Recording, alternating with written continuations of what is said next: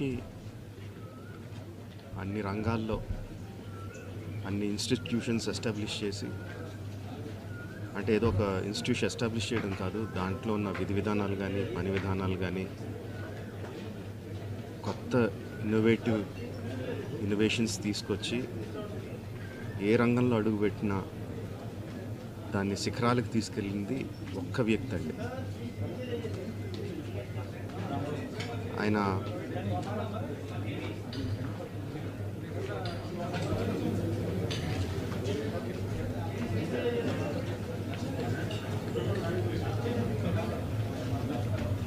ఎంతోమందికి మార్గదర్శకంగా నిలిచారు, ఎంతోమందికి ఉపాధి కల్పించారు. అలాంటి వ్యక్తికి the way we can pay tribute to him is by conferring Bharat Ratna. ఆయనకి డెఫినెట్గా ఇవ్వాలి. ఆయనకి ఇవ్వడం సముచితం అని రెండు రాష్ట్ర ప్రభుత్వానికి కేంద్ర ప్రభుత్వానికి కూడా మనవి చేసుకుంటున్నానండి. Thank you. ఒక మనిషి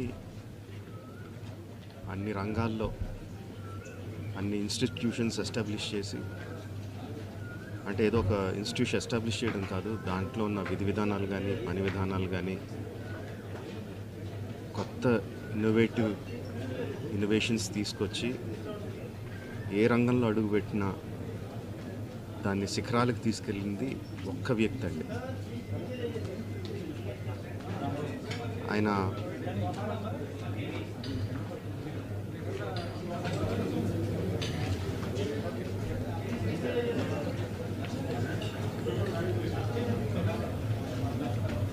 ఎంతోమందికి మార్గదర్శకంగా నిలిచారు, ఎంతోమందికి ఉపాధి కల్పించారు. అలాంటి వ్యక్తికి the way we can pay tribute to him is by conferring Bharat Ratna. ఆయనకి డెఫినెట్గా ఇవ్వాలి.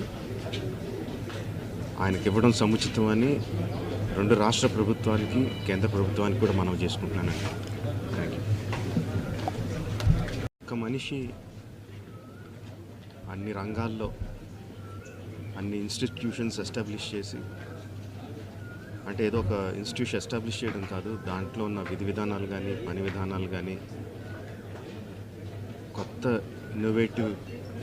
ఇన్నోవేషన్స్ తీసుకొచ్చి ఏ రంగంలో అడుగుపెట్టినా దాన్ని శిఖరాలకు తీసుకెళ్ళింది ఒక్క వ్యక్తి అండి. ఆయన